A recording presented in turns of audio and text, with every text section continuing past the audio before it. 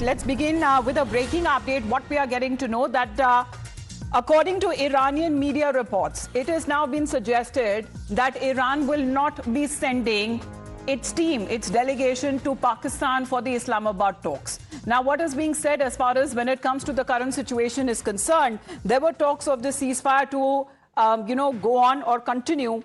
But looking at the current references, because Lebanon is not being made part of the truce and continuous Israeli strikes on Lebanon seems to have prompted this very decision. According to Iranian media reports, we are getting this information. It is not confirmed on part of the state of Iran itself. But what has now been suggested that talks now remain suspended. Now, what does it mean for the ceasefire talks? Because will it happen? It won't happen. Because this would be, Shinjoy, good afternoon, one of the list of added blunders in Pakistan's way. Because it was boasting to be in a position of a so-called peacemaker. However, nobody seems to be willing to reach Islamabad. Pakistan began by shooting itself in the foot. In fact, probably telling different things to different people, or rather saying things in such a manner that different people imagined that Pakistan was saying what wasn't quite right. So as a result, you find lots of media getting visas to Pakistan and the Iranians not coming, the Israelis not very keen after what their defense minister has said, and naturally a huge question mark therefore on the Americans, the vice president himself. So what will the media report? An empty room? So that's the current situation as a result of these mistakes by the Pakistani establishment, the peacemakers.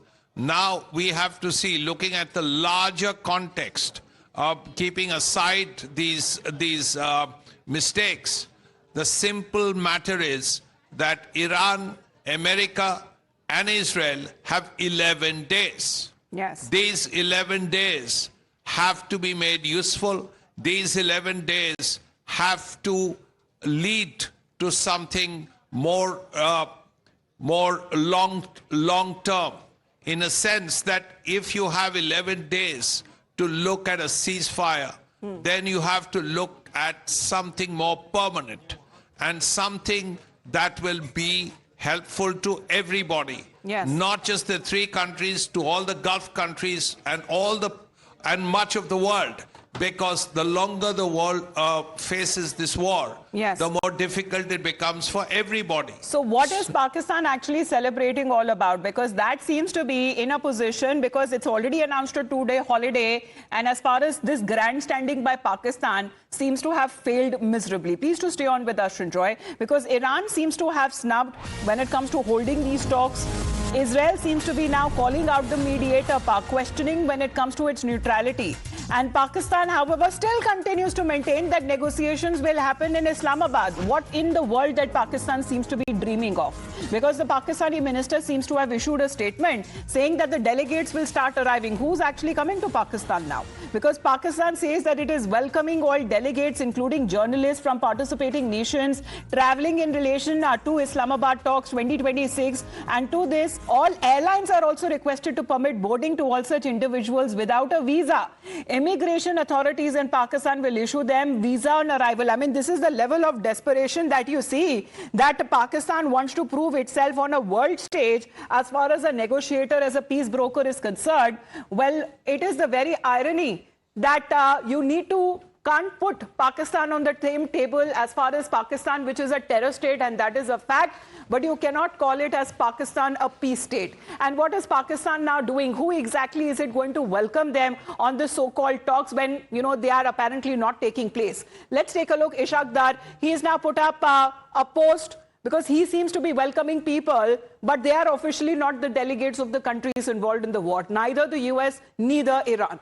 He says, and this is the Ministry of Defense from Rawalpindi, all concerned airlines, visa on arrival for individuals traveling to Islamabad talks 2026. Undersigned is the directed to refer the above noted subject and to convey all individuals traveling in relation to Islamabad talks 2026 will be issued visa on arrival. All concerned airlines are requested to permit boarding to such individuals. A facilitation desk has been set up at the relevant airports for the said purpose, and the authorities are concerned to render appropriate assistance in this regard. Well, who exactly is it welcoming? Who exactly is now coming? Srinjoy, is there an answer to it? Who exactly is Pakistan going to lay down the red carpet for? Is America coming? Is Iran coming? Well, we discussed the empty room situation when the reporters will find it is very interesting to watch paint dry. But that said, the more worrying aspect of this is not Pakistan's failure or presumed failure, but the fact that 11 days remain. Of course, things can get sorted out. I mean, something as serious, more serious than this, if you could believe, was the Cuban Missile Crisis of 1962. And that crisis lasted 13 days. So what I'm saying is, the Third World War was averted after 13 days of negotiation. This, comparatively, this has 11 days. The Americans, the Iranians, the Israelis have 11 days to work out a solution. If Islamabad fails, if Islamabad and ministers who have made statements about European Jews taking over parts of Palestine and other very, very inflammatory remarks. Well, isn't that a blunder on part of Pakistani defense minister? You know, if such kind of statements are being made, naturally, when it comes to countries, it seems both Israel and US has now hit out questioning Pakistan's neutrality. Yes, not only that, this has actually set back the peace process to a considerable extent. Now, Pakistan talks about being peacemaker, and you insult one of the three people involved in the talks, so much so that they may not turn up. So that apart, there are other places in the world. The Iranians and the Americans were talking in Geneva. Now that can be resurrected, and maybe that would be a better choice. And would Pakistan dare to go against what the United States of America says? Because clearly when it comes to these joint attacks that was launched on Iran, Israel was very much a party of that. Can actually Pakistan take that kind of a risk? Well, thank you very much, Srinjoy. I appreciate you joining us here on the broadcast, because we're going to talk about how desperate really Pakistan is to play the role of a peacemaker. This pitch that seems to have run into a controversy even before the talks could begin, with Israel now slamming remarks made by Islamabad. Now this row, which is erupted after Pakistani Defense Minister Khwaja Asif referred to the state of Israel as an evil state, and has triggered a sharp response from the Israeli side. Israel has now termed the comments to be outrageous and has questioned Pakistan's credibility as a mediator. Now, the war of words, which has cast a shadow over this proposed diplomatic efforts, with tensions that are now rising even before any formal engagement could happen. Now, with Israel hitting back strongly at Pakistan under scrutiny, the mediation track now appears to be clouded, and diplomacy has been derailed even before the talks could begin.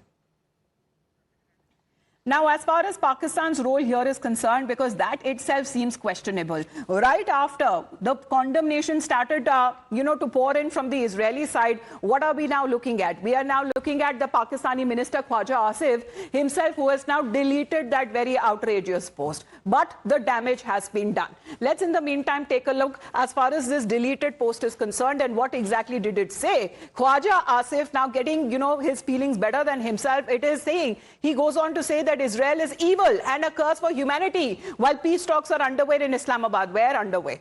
Then he says genocide is being committed in Lebanon. Innocent citizens are being killed by Israel. First Gaza, then Iran, now Lebanon. Bloodletting continues unabated. I hope and pray people who created this cancerous state on Palestinian land to get rid of the European Jews burn in hell. Now, can you imagine the kind of hate that this man has within him? This kind of statement that has now come in have now damaged when it comes to already, when it comes to the damaged reputation of Pakistan is concerned. It is a rogue state, and that is a very much fact. But the harder that Pakistan is trying to project itself as a peace broker, the harder it seems that nobody is ready or willing to accept that role of Pakistan. Let's in the fact talk about when it comes to the ramifications and the results.